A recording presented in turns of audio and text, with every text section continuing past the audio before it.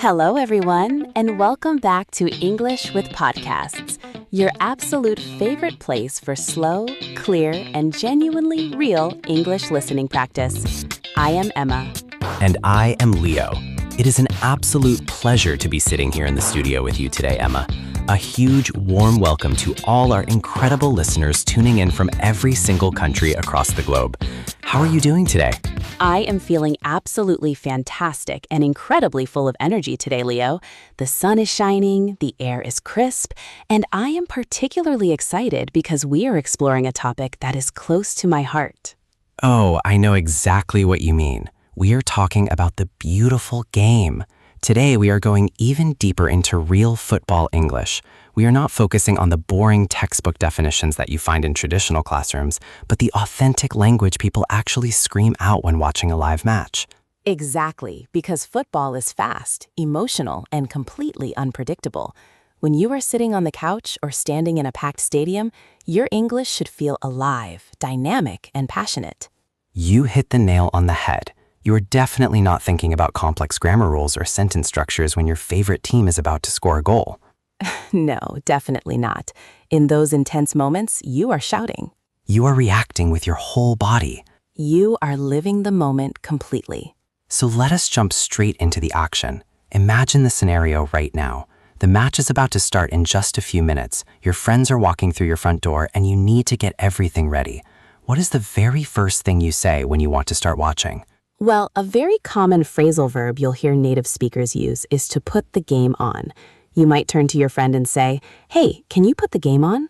This simply means to turn on the television or start the live stream so you don't miss a single second of the broadcast. Yes, put the game on is absolutely perfect. You can also say, turn on the telly or start up the stream. And once the channel is running and the players are walking out onto the pitch, you tell everyone in the room, "Come on, sit down, get settled, it's about to start." To get settled means to find your seat, get your snacks or drinks ready, and become comfortable so you can focus entirely on the screen. And then the referee blows the whistle. The match is officially underway. Now, let us look at the first major situation that happens in almost every single exciting football match.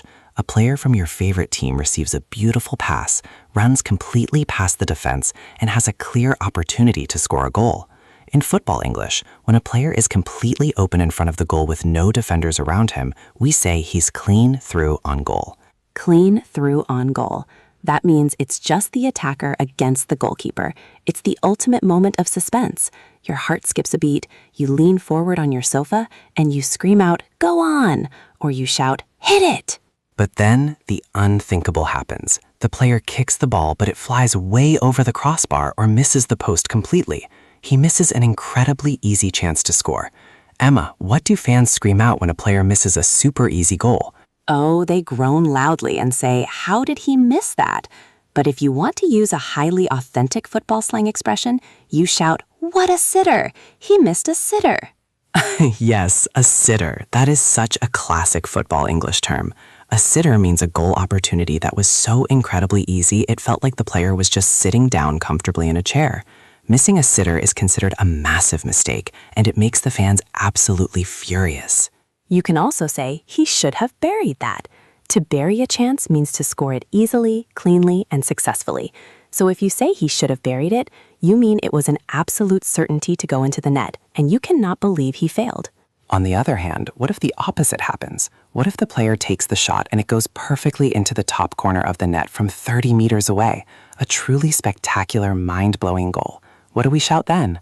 You jump off the sofa, you throw your arms in the air, and you scream, "Get in!" That is the ultimate universal expression of pure joy for football fans. Get in! And then you describe the goal to your friends by saying, "What a screamer!" or "He absolutely smashed it." A screamer is our specialized football slang word for a goal that is scored from a very long distance with incredible speed and power. It is the kind of goal that makes the entire stadium go completely crazy. You turn to your friend and say, "Did you see that? What an absolute screamer!" It really is a beautiful word. Now, let us move to another very common and highly emotional part of watching a live match, which is dealing with the referee's decisions. As we all know, fans almost never agree with the referee when a foul is called against their beloved team. Never. The referee is always the enemy during the 90 minutes. Imagine an opposing player slides into your favorite midfielder, knocks him violently to the ground, but the referee does not blow his whistle. He tells the players to keep playing. What do you shout at the television screen? You wave your hands angrily and shout, "Are you blind, ref?" Or you scream, "That is a clear foul." Calling the referee blind is a very common, slightly rude, but totally authentic way that fans express their disbelief when a referee misses an obvious rule violation. Ref is just the short, casual form of the word referee. Another excellent phrase to use when an opposing player falls to the ground without anyone actually touching him to trick the referee is, "He went down too easily," or you can simply yell, "That is a dive." A dive means simulation. It means the player is pretending to be hurt or pretending he was tripped so his team can get a free kick or a penalty. If you see this happening on the replay, you shout, "Get up, he is diving." And in modern football, we have a major technology that always creates huge conversations in the living room. We are talking about VAR, which stands for Video Assistant Referee. Oh, VAR drama is the absolute best for conversation practice. When a goal is scored but the referee stops the game to look at the video screens, the entire stadium goes completely silent. Your friends on the sofa will start debating immediately. Yes, you look at the screen and say, they are checking VAR, they are checking for offside, or they are checking for a handball. And while you wait for the final decision, you might say, "I think the goal will stand." To say a goal stands means it is officially accepted and counted on the scoreboard. Or if you think the player made a mistake before scoring, you say, "No way, that goal is going to be disallowed." Disallowed means canceled or rejected because a rule was broken. Hearing the referee's final decision after a VAR check is always a moment of extreme emotion. You either scream with happiness because the goal stands, or you put your hands on your head because your goal was completely wiped away. Now, let us talk about tactical situations that you notice while watching the screen. Sometimes one team realizes they are much weaker than their opponent, or they are currently winning 1-0 and there are only 10 minutes left in the game. So they decide to stop attacking completely. They put all 11 players inside their own penalty box to defend. Emma, what is the famous phrase for this? This is a phrase invented by famous managers, and it is used globally now. They are parking the bus. Parking the bus. It is such a vivid phrase. It literally means the team has placed a giant public bus right in front of their own goal, so the ball cannot possibly pass through. When a team is parking the bus, the match can become very intense and sometimes a bit boring to watch because one team is just defending constantly while the other team is passing the ball around the box trying to find a tiny gap. If your team is the one attacking, you might groan and say, "Look at them, they have completely parked the bus. It is impossible to break them down." And if your team is the one defending under continuous heavy pressure, you can use a wonderful idiom. We are under the cosh right now. To be under the cosh means to be experiencing a period of severe pressure, anxiety, or heavy attacks from the opponent. You sit on the edge of your seat, watching the opposing team take corner after corner, and you say, "Oh goodness, we are really under the cosh here. We just need to clear the ball." To clear the ball means to kick it as far away from your goal as possible to get a few seconds of rest. You will hear fans screaming, "Clear it! Just clear the ball!" Now, as the match enters the final 5 to 10 minutes and the score is incredibly close, the psychological pressure becomes almost too much to handle. There is a very funny, legendary phrase used in English football culture to describe these final stressful minutes of a match. It is called squeaky bum time. Squeaky bum time. That is an absolute favorite of mine. It was originally said by a famous manager. It describes the moment when fans are sitting so uncomfortably on their plastic stadium seats or leather sofas, moving around nervously because of the stress, that their clothes make a squeaking sound against the seat. It is such a hilarious image, but it perfectly captures that extreme matchday anxiety. If your team is winning 2-1 in the 90th minute and the referee adds 5 minutes of injury time, you turn to your friend and say, "Oh, here we go. It is squeaky bum time." Every single second feels like an hour during squeaky bum time. You are constantly looking at the clock in the top corner of the television screen, praying for the referee to blow the final whistle. You shout, "Blow the whistle, ref, and the game." And when the referee finally blows the whistle 3 times to signify full time, the relief is incredible. You can finally breathe normally again. You sink back into your sofa and say, "Wow, what a relief. We managed to hold on for the win." To hold on for the win means to successfully defend your small lead until the very last second of the match, despite facing heavy attacks. Knowing how to talk about player positions on the pitch while you are watching the screen is also a fantastic addition to your vocabulary, Leo. Knowing the specific names of the positions helps you analyze the game much better with your friends. Let us break them down simply.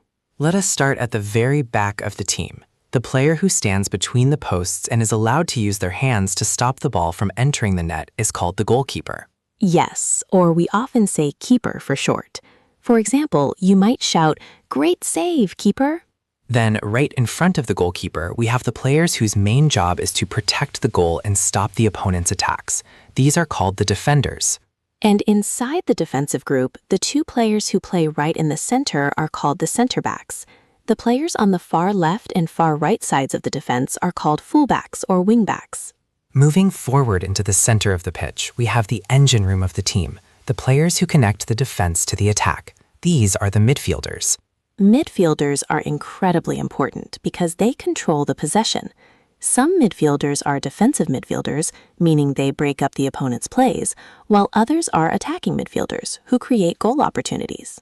And finally, at the very front of the team, we have the players responsible for scoring the goals. We call them the forwards or the strikers. Strikers are the ones who usually get all the glory because they spend the entire game trying to get clean through on goal and find the back of the net. That is so true, Emma. Strikers get the big headlines, but a team needs every single position working together to win a trophy. Now that our listeners know the positions, let us jump directly into a live commentary roleplay scenario so they can see exactly how a real conversation flows using all of these terms combined. Oh, this is going to be so much fun. Let us pretend we are sitting on the sofa together right now, watching the biggest match of the season. The game is live, the score is 0-0, and the second half has just started. Hey, Emma, thank goodness you finally arrived. Come on in, grab a glass of water, sit down, and get settled. Thank you so much, Leo. I ran all the way from the train station because I didn't want to miss the second half. Did you put the game on early? Yes, I put the game on right at kickoff, but you didn't miss much in the first half. It was a bit slow, but the action is really picking up now. Look at the screen right now. Oh, wow. Our midfield playmaker has the ball in the center circle. Look at that beautiful passing. He's looking for an option forward. Yes, he's looking for our star striker. Look at him running between the two opposing center backs.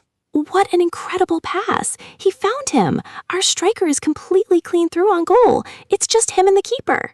Go on, shoot the ball. Hit it now. Oh no, I cannot believe it. He kicked it completely over the crossbar. It went into the crowd. Oh my goodness, what a sitter. How did he miss that? He was completely alone in front of the goal. That was shocking, Leo. He had so much time. He really should have buried that chance. That could have been the opening goal. I am absolutely furious, Emma. You cannot miss opportunities like that in a massive game. Look at the manager on the sideline. He's putting his hands on his head in disbelief. Well, the opponent is moving the ball quickly now. Their right fullback is sprinting down the wing. He's passing it inside to their attacking midfielder.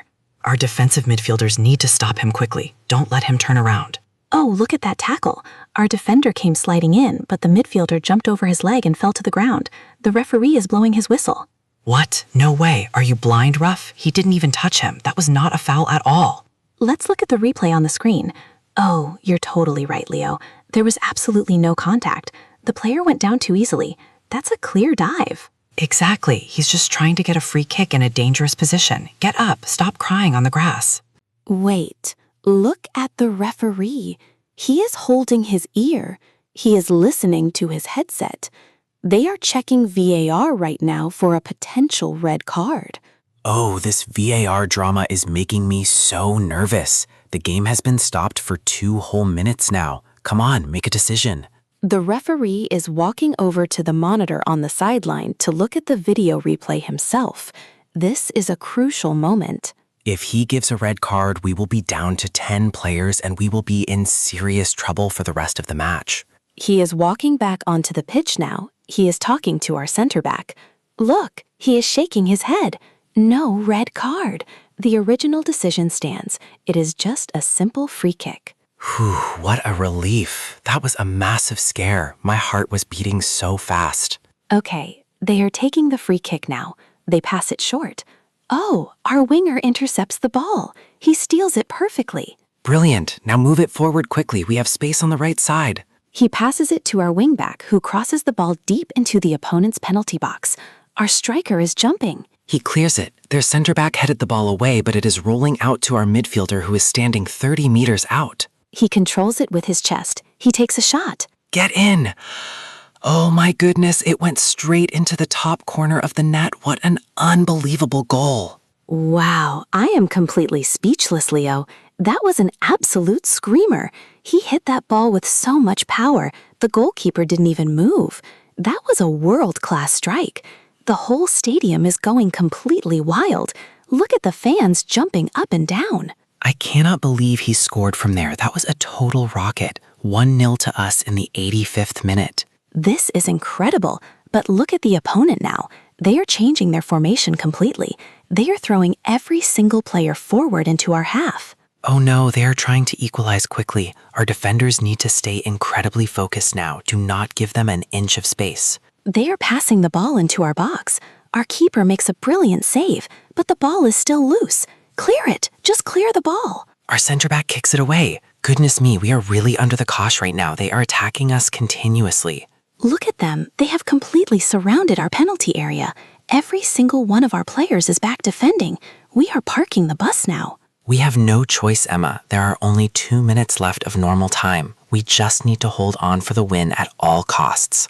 The fourth official is holding up the electronic board on the sideline. There will be 4 minutes of added injury time. 4 minutes? Where did he find 4 minutes? Here we go. It is officially squeaky bum time. I cannot cope with this anxiety. Sit still, Leo. Stop moving around on the sofa. You are making the cushion squeak. I cannot help it, Emma. Every time the opponent gets near our goal, I feel like I'm going to have a panic attack. Look at them taking another corner kick. The ball comes in. It's a dangerous header, but our goalkeeper catches it securely. Good job, keeper. Hold on to the ball. Yes, stay on the ground for a few seconds. Slow the game down. Blow the whistle, ref. The 4 minutes are definitely over now. The keeper kicks the ball high and long into the sky. The referee looks at his watch. He raises his whistle to his mouth. Come on, ref. End the game right now. Shh. There it is. Full time. We won the game 1-0. Yes. We managed to hold on for the victory. What a monumental relief. My nerves are completely shattered. That was an incredibly intense final 5 minutes, Leo, but our defense showed amazing discipline. That goal was truly worth winning any match. Now that we have covered all these incredible real-time phrases and demonstrated them in our roleplay, let us do a quick summary for our listeners so they can visualize these expressions clearly using our descriptive review points. That is an excellent idea. Let us lay them out step by step for everyone taking notes at home. Real-time attack phrases. Clean through on goal means the attacker is completely alone in front of the goalkeeper with a perfect opportunity to score. What a sitter is the phrase you scream when a player misses a shocking, incredibly easy chance to score a goal. What a screamer is the slang word for an absolutely beautiful, powerful goal scored from a very long distance away. DKR, real-time referee and tactical phrases. Are you blind, ref? Is what fans shout when they believe the referee has made a completely wrong decision against their team. Parking the bus describes the defensive tactic where a team puts all its players near their own goal to defend a lead and stops attacking entirely. Squeaky bum time is the funny cultural phrase for the final, highly stressful minutes of a close match when everyone is incredibly nervous. Having these phrases ready in your mind will make your language usage sound so much more natural and expressive when you talk to native speakers during sports events.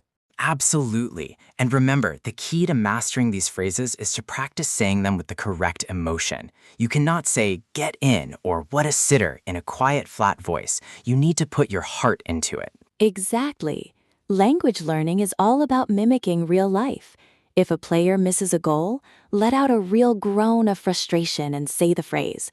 If a goal goes in, jump up and say it with joy. Before we finish our second episode of this series, let us share one more very useful piece of cultural advice with our global audience regarding how people talk about scores. When you are watching a football match in an English-speaking country, or even online with English fans, you will notice that people use specific terms for the score, depending on whether a team is playing at home or away.